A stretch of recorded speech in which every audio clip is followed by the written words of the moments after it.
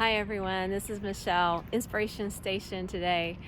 Oh, I'm outside and it's beautiful, beautiful. And I wanted to ask you, who is the most important person that you've ever talked to? I asked this question when I was teaching at a high school several years ago, and I was very surprised by the looks on my students' faces because they really thought there was a perfect answer for that. They thought that I was expecting them to say, and as they did, the President of the United States, or the Senator, or some people would say the principal. They thought it was a trick question.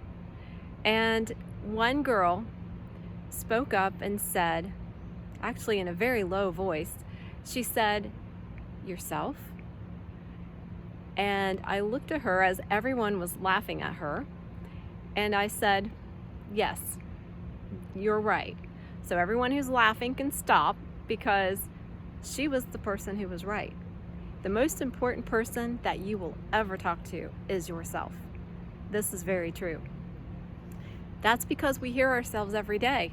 You can't get away from that voice unless you're sleeping, and then you still get subliminal messages and inspirational guidance in your sleep, or so I feel. That's why I'm sharing that with you. So I would encourage you to speak very nicely to yourself. Be kind to yourself, because you are the voice that never goes away. Your voice in the morning, what you're going to say to yourself when you first wake up, is very important. There's always things in the back of our mind. I know for me, when I get out of bed in the morning, I am feeling, oh goodness, I've got this list already going off in my head. Check, I've got to clean this, I've got to do that, I need to email this person. I've got all of these things going through my head, just like you do. And the only thing I really need to do is just roll out of bed, do that first step, and everything else always falls into place, never fails. It may be a crazy day, it may not be like I planned, but it always works out somehow. I locked myself out of my car the other day and I actually locked myself. I'm getting out of the sun, it's a little warm out here, but I'm not complaining, not at all. So I locked myself out of my car, and I had also locked myself at the same time out of my bedroom because I'd locked that door, and the keys to my car were in the bedroom, and so I couldn't get in there. And the extra key to my bedroom, yeah, you guessed it, was locked in my car. So I had to call AAA. They came over and, with an old-fashioned coat hanger sort of thing, got into my car, because I found out that foreign cars can't be opened with OnStar. But I handled it pretty well. I handled it better than I would have back in the day. I would have really beat myself up. How stupid can you be? You locked yourself out of the room. You know that you have to have your car, you have to have your keys, double check everything. But I just sat there and drank my coffee and talked to my mom, who was over at my house when it happened. And I'm much nicer to myself now. I realize I would have been very nice to a friend of mine had they done that. I wouldn't have told them how stupid they were because they did that. So why would I want to tell myself that? Why would I want to make myself feel bad? Because sometimes we just feel we're not good enough for something. We're not good enough to do whatever that calling is that we feel we need to do. And sometimes it's with our work. Sometimes it's simply going to the grocery store. You go, you come back, you forgot to get the items on the list that somebody in your family wanted, and you knew better and you should have gotten it. Whatever those little tiny things are every day, usually it's not going to be life-threatening. It's normally not going to be something that is going to prevent you or someone else from thriving.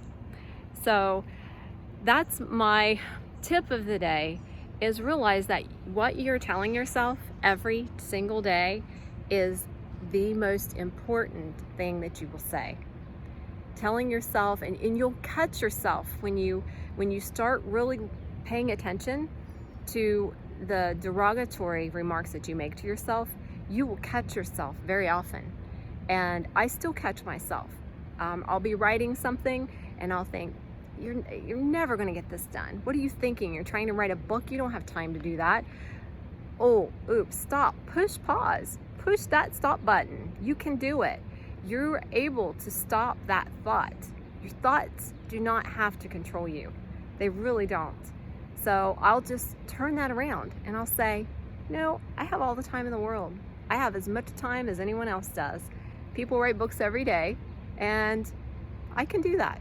I can write 1 page at a time. That's how any book gets written. It actually doesn't even get written 1 page at a time. It gets written 1 word at a time. It's one inspiration after another after another. That's how things get done. And it's not about even getting them done. It's about enjoying doing them. So I go freshen up my coffee and I get a new attitude to go with that cup of coffee. That's how I do it. So find a way that works for you to stop that internal voice that tells you that you can't do it, that you're not enough, that you don't have enough talent, or you don't have enough time, or you don't have enough money to do what you want to do. Because I'm telling you, you do have. You're the one in control of that. And when you start talking to yourself like you would talk to your best friend, uplift them, share that inspiration with yourself, say it out loud. I'll go running sometimes and just scream at the top of my lungs, and people probably think I'm crazy, but I'll literally go running and be screaming, I am inspiration. I am inspiration. I can do this. And I'm not talking about the run. It's about just being the person that you want to be. I want to be that inspiring person. And I hope that you're getting a lot of insightful tips on this inspiration station, because I'm truly enjoying doing it. You guys, listen to yourselves and speak nicely. You're the most important person that you will ever talk to.